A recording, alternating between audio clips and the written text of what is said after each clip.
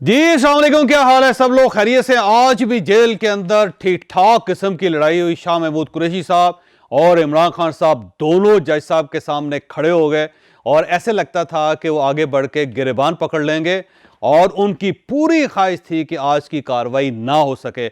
इतना ज़्यादा एग्रेशन शाह महमूद कुरैशी साहब की तरफ से और इमरान खान साहब की तरफ से क्यों था, ये हम आपको आज के वीलॉग में पूरी डिटेल के साथ बताएंगे। और इमरान खान साहब ने अपने तमाम उम्मीदवारों को वार्निंग दे दी है कि अगर आपने ये ना किया तो आपसे आपके टिकट्स वापस ले लिए जाएंगे। इमरान खान साहब अपने उम्मीदवारों से क्या चाहते हैं, ये भी हम आपको पूरी डिटेल के साथ आज के वीलॉग में बताएंगे। और आज काबीना ने पाक फौज को बुला लिया। 2,77,000 एहलकार रेंजर्स और एफसी के मैदान में होंगे। कहां होंगे, क्यों होंगे, ये भी हम आपको पूरी डिटेल के साथ आज के वीलॉग में बताएंगे। कल भी जेल ट्रायल में गवाहियां रिकॉर्ड हो रही थी। 6 गवाह पेश हुए और उन 6 गवाहों में सबसे जो अहम गवाह थे वो असद मजीद साहब थे। और असद मजीद साहब उस वक्त अमेरिका के अंदर पाकिस्तानी सफीर थे जब साइफर लिखा गया था, साइफर पाकिस्तान आया था और उसके बाद ये सारा बहरान पैदा हुआ था। फिर असद मजीद साहब पाकिस्तान आके सेक्रेटरी खारजा भी रहे और अब ये 25 गवाहों की फहरिस्त में सबसे अहम गवाह समझे जाते हैं, क्योंकि मैंने कल भी आपको बताया था कि 3 अहम तरीन गवाह हैं जिनकी गवाही पर यह केस बेस कर रहा है। असद मजीद साहब जो उस वक्त पाकिस्तान के सफीर थे वाशिंगटन में, फिर सुहेल महमूद साहब जो सेक्रेटरी खारजा थे, और फिर इनके साथ साथ खोखर साहब, नसीम खोखर साहब जो वजीर दाखिला थे, और फिर इनके साथ साथ आजम खान साहब जो प्रिंसिपल सेक्रेटरी थे प्राइम मिनिस्टर के। तो 4 गवाह अहम तरीन हैं। इनमें से 3 गवाह भुगत चुके हैं और कल चौथे गवाह असद मजीद साहब की बारी थी। और उससे पहले जब सुहेल महमूद साहब ने गवाही देनी शुरू की थी तो उस वक्त शाह महमूद कुरैशी साहब और इमरान खान साहब ने अपनी स्ट्रेटजी चेंज करके बार बार ये जज साहब के सामने आके सुहेल महमूद साहब उनकी अटेंशन को डाइवर्ट करने की कोशिश कर रहे थे और साथ जो प्रोसिक्यूटर हैं रिजवान अब्बासी साहब उनको भी डाइवर्ट कर रहे थे और उनके साथ भी कन्फ्रंट कर रहे थे। कल भी दोबारा यही हुआ। जब असद मजीद साहब ने गवाही रिकॉर्ड करना शुरू की तो शाह महमूद कुरैशी साहब फौरी तौर पर जज साहब के सामने खड़े हो गए और उन्होंने असद मजीद साहब को कन्फ्रंट करना शुरू कर दिया। फिर इमरान खान साहब भी सामने आ गए और उन्होंने भी लुकमे देने शुरू कर दिए। और उसके बाद जब प्रोसिक्यूटर रिजवान अब्बासी साहब ने उनको रोका तो सबसे पहले शाह महमूद कुरैशी साहब आपे से बाहर हो गए। उन्होंने कहा कि तुम होते कौन हो, तुम्हारी औकात क्या है? तो रिजवान अब्बासी साहब भी गुस्से में आकर उन्होंने कहा, शाह साहब आप कौन होते हैं और आपकी क्या औकात है? और उसके बाद दोनों के दरमियान ठीक ठाक किस्म की वहां लफ्जी झड़प हुई और इस दौरान इमरान खान साहब भी बाहर आ गए, सामने आ गए और इमरान खान साहब ने भी वहां पे बोलना शुरू कर दिया। उनकी पूरी कोशिश थी दोनों की कि असद मजीद साहब का बयान रिकॉर्ड ना हो सके, लेकिन असद मजीद साहब ज़ाहिर पुराने डिप्लोमेट हैं, वो इन सारी चीज़ों से बालातर हो के बयान अपना रिकॉर्ड करवाते रहे। उन्हें पूरी डिटेल के साथ बताया कि 7 मार्च 2022 को किस तरह पाकिस्तानी एम्बेसी के अंदर डोनाल्ड लू को बुलाया गया था, वहाँ पे कौन कौन मौजूद था, डोनाल्ड लू ने क्या कहा और उसके बाद फिर उन्होंने साइफर कैसे बनाया, फिर उस साइफर को उन्होंने वजारत खारजा कैसे भिजवाया। फिर जब सिक्योरिटी कमेटी की मीटिंग हुई तो उसमें जब इनको बुलाया गया तो इनका क्या व्यू था वहाँ पे, फिर उसके बाद डिमार्श कैसे हुआ, इन्होंने कैसे राय दी थी। यहाँ पे 2 चीज़ें बड़ी अहम थी जो असद मजीद साहब ने कही। एक तो उन्होंने कहा कि जो साइफर था उसके अंदर थ्रेट और साजिश का कोई लफ्ज़ शामिल नहीं था और ना ही मैंने कोई इस किस्म का बयान दिया था और ना ही मैंने हुकूमत पाकिस्तान को कहा था कि डोनाल्ड लू ने हमें थ्रेट किया है या फिर ये हुकूमत के ख़िलाफ़ कोई यहाँ पे साजिश हो रही है। तो ये इमरान खान साहब ने अपने तौर पर अखज़ किया, या उस वक्त के जो लोग थे उन्होंने अपने तौर पर अखज़ किया। दूसरा, असद मजीद साहब का ये कहना था कि इस साइफर की वजह से जब इसे ओपन किया गया और इसे जलसों के अंदर दोहराया गया तो उससे पाकिस्तान और अमेरिका के ताल्लुकात के अंदर ख़राबी पैदा हुई थी। तो ये 2 चीज़ें बड़ी अहम थी जो इनकी गवाही के अंदर आई।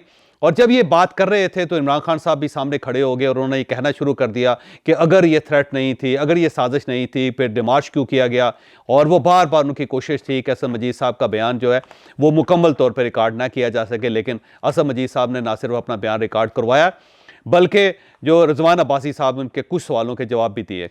यहाँ पर रिजवान अब्बासी साहब मुसलसल इमरान खान साहब को भी रोकते रहे और साथ वो शाह महमूद कुरैशी साहब को भी रोकते रहे, लेकिन दोनों की तरफ से जो एक रद्द-ए-अमल था वो बड़ा खौफनाक था। ऐसे महसूस हो रहा था कि वो ये चाहते हैं कि आज की कार्रवाई मुकम्मल ना हो सके। लेकिन बहरहाल असद मजीद साहब का बयान भी रिकॉर्ड हो गया और उनके साथ साथ 5 और गवाह जो थे उनका बयान भी रिकॉर्ड हो गया। और इस तरह कल 25 गवाहों की फहरिस्त भुगत गई, 25 गवाहों की गवाहियां रिकॉर्ड हो गई।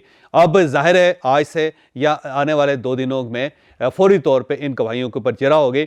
और मुझे यूँ महसूस होता है कि 1 फरवरी तक इमरान खान साहब और शाह महमूद कुरैशी साहब के खिलाफ ये फैसला आ जाएगा और इन दोनों को इस सारे केस के अंदर भी सज़ा होने का इम्कान है। और अगर 1 फरवरी को इमरान खान साहब और शाह महमूद कुरैशी साहब को सज़ा हो जाती है तो फिर तो ये साबित हो जाएगा कि ये किसी कीमत पे भी इलेक्शन नहीं लड़ सकेंगे। और उसके बाद भी अगर इलेक्शंस के अंदर कोई सीट खाली होती है तो इनके पास कोई ऐसी गुंजाइश नहीं होगी कि ये ज़िमनी इलेक्शन लड़ सकें। तो 1 फरवरी के बाद इमरान खान साहब और शाह महमूद कुरैशी साहब का कम से कम इंतखाबी सियासत का जो बाब होगा वो बंद हो जाएगा। तो अब शाह महमूद कुरैशी साहब को मसलसल दूसरे दिन देखा गया कि वो अपने आपे से बाहर थे और बाकायदा उनके चेहरे के ऊपर गुस्सा नज़र आ रहा था, रंग उनका सुर्ख था, हाथ उनके कपकपा रहे थे और वो बार बार रिजवान अब्बासी को कह रहे थे कि तुम कौन होते हो, तुम किस किस्म की जरा कर रहे हो, तुम्हारी औकात क्या है, मैं तुम्हें अच्छी तरह जानता हूँ, मैं बाहर आऊँगा तो मैं तुमसे निपट लूँगा, इसी मुल्क के अंदर रहना है, हमने सड़कों पे एक दूसरे को मिलना है, हमने अदालतों में एक दूसरे को मिलना है। और दूसरी तरफ से रिजवान अब्बासी साहब भी बार बार ये कह रहे थे कि तुम कौन होते हो, तुम हो कौन, मैं तुम्हें जानता नहीं हूँ और तुम्हारी औकात क्या है। तो जवाब में वो भी उनके साथ ठीक ठाक झड़प कर रहे थे। तो ये जो मंजर था, इसे देखने के बाद वहाँ पे लोग बड़ी हैरत से एक दूसरे की तरफ देखने लगे कि इतने बड़े बड़े लोग किस तरह एक दूसरे के साथ लड़ रहे हैं। जज साहब जो थे उन्होंने भी इमरान खान साहब को रोकने की कोशिश की, फिर शाह महमूद कुरैशी साहब को रोकने की कोशिश की, लेकिन दोनों कंट्रोल नहीं हो रहे थे। उन दोनों की कोशिश थी कि ये जो अदालती कार्रवाई है उसे मुलतवी किया जा सके, लेकिन जज भी अपनी जगह कायम रहे और प्रोसिक्यूटर भी अपनी जगह कायम रहे और उसके बाद जेल का अमला जो था वो भी अपनी जगह पे कायम रहा। फिर उसके बाद इमरान खान साहब ने जज साहब से कहा कि मैं मीडिया से बात करना चाहता हूँ, ये मेरा हक है और मुझे इस हक से रोका जा रहा है। तो जज साहब ने कहा कि ठीक है, अगर आप करना चाहते हैं तो आप कर लें। उसके बाद इमरान खान साहब रिपोर्टर्स के सामने पेश हुए और उन्होंने वहाँ पे डट के बात करनी शुरू की और उस दौरान दोनों साइडों पे जेल का अमला उनके खड़ा था और वह खामोशी से सारी सूरत को देख रहा। तो खान साहब का बार बार ये कहना था कि असद मजीद साहब को इन्होंने मजबूर किया इस किस्म की गवाही के लिए, और असद मजीद की जो गवाही है उसके अंदर बहुत सारे सवाल पैदा होते हैं। अगर साजिश नहीं थी, अगर थ्रेट नहीं थी, डिमार्च क्यों किया गया। और फिर ये जो साइफ़र आया था, ये बेसिकली डोनाल्ड लू की तरफ से एक धमकी थी पाकिस्तान के अंदर, और उसके बाद मेरी गवर्नमेंट गिराएगी। इस गवर्नमेंट का गिराने के अंदर इस साइफ़र का बड़ा किरदार था। और ये जो साइफ़र था ये जनरल बाजवा साहब के लिए था और शाह महमूद कुरैशी साहब को ये इंसिडेंटली पता चला, ये इनके पास इस किस्म की कोई इतला नहीं आई थी। ये बराह रास्त जनरल बाजवा को भिजवाया जा रहा था, लेकिन शाह महमूद कुरैशी साहब दरमियान में आ गए और उन्हें साजिश का पता चल गया और फिर उन्होंने हम सबको बताया। तो उन्होंने एक पूरी कहानी मीडिया के सामने बयान की। इस दौरान उन्होंने ये भी कहा कि मैंने संडे के दिन कहा है, इतवार के दिन कहा है कि मेरे तमाम टिकट होल्डर अपने घर से बाहर निकलें, कंपेन करें और डट के बात करें, और अगर मेरा कोई उम्मीदवार इस एतवार को घर से बाहर नहीं निकलेगा, कंपेन नहीं करेगा, जलसा नहीं करेगा, सड़क पे नहीं होगा, तो मैं उससे टिकट वापस ले लूँगा।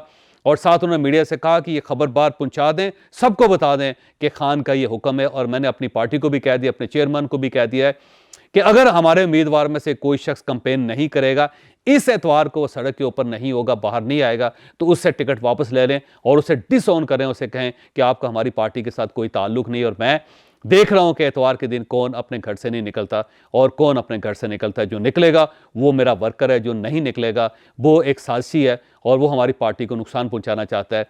वर्कर्स को से भी उन्होंने कहा कि मेरी उनसे अपील है कि अगर कोई हमारा उम्मीदवार अपने हलके में एतवार के दिन नहीं होता तो बेशक उसे वोट ना दें, क्योंकि मैं उसे डिसऑन कर दूंगा। तो इमरान खान साहब की तरफ से एक धमकी भी बाहर आ गई है।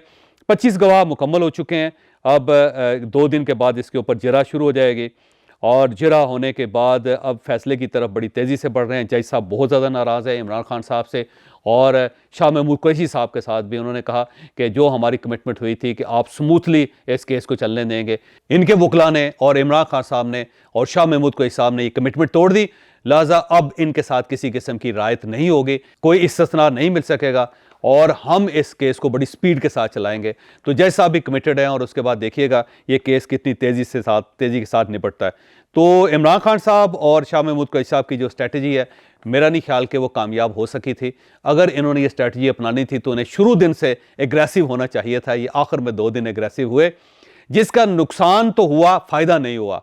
और उसके बाद ज़ाहिर मीडिया के ज़रिए ख़बरें भी बाहर निकलें और उससे ये पता चलता है कि इमरान खान साहब और शाह महमूद कुरैशी साहब अब जेल के अंदर रह के तंग आ चुके हैं और उनके असाब जवाब दे रहे हैं, क्योंकि हमेशा जब कोई शख्स लड़ता है तो उसका मतलब ये होता है कि वो कहीं ना कहीं अपने आप को कमज़ोर महसूस कर रहा है। तो इमरान खान साहब और शाह महमूद कुरैशी साहब की जो कल और उससे एक दिन पहले की एक्टिविटी वो साबित करती है कि इनके असाब के ऊपर कोई ना कोई असर इस चीज़ का हुआ है।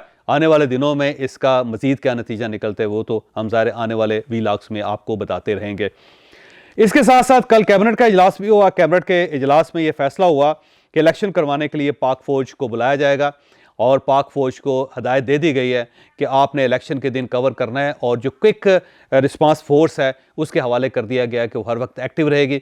जिस जगह ज़रूरत पड़ेगी फौरी तौर पे हेलीकॉप्टर की ज़रूरत हुई हेलीकॉप्टर्स पे पहुंचेंगे, गाड़ियों की ज़रूरत पे गाड़ियों पे पहुंचेंगे, और इसके अलावा तमाम मैयर्स इस्तेमाल करेंगे, और इस्तेमाल करने के बाद जो भी लॉ एंड ऑर्डर की सूरत हाल होगी उसको कंट्रोल किया जाएगा। तो पाक फ़ौज को इलेक्शन करवाने के लिए जिम्मेदारी सौंप दी गई है, और इस नोटिफिकेशन के बाद 2,77,000 फ़ौजी अहलकार, जिसमें रेंजर्स और एफसी भी शामिल होंगे, ये इलेक्शंस के दिन अवेलेबल होंगे, बल्कि इलेक्शन से पहले अवेलेबल होंगे। और ये इनको बाकायदा ड्यूटीज़ असाइन कर दी जाएगी, इनको मुख्तलिफ हल्के दे दिए जाएंगे, और इन हल्कों के अंदर सिक्योरिटी को इंश्योर करना और वोटर्स के लिए एक स्मूथ ऑपरेशन करना, ये सब चीज़ें फ़ौज के हाथ में होंगी। और किसी भी शख्स को ये इजाज़त नहीं दी जाएगी कि ये इलेक्शन बूथ के अंदर या इलेक्शन सेंटर के अंदर किसी किस्म की हंगामा आराई कर सके, वहाँ पे हल्ला गुल्ला कर सके, या फिर लॉ एंड ऑर्डर की सिचुएशन पैदा कर सके।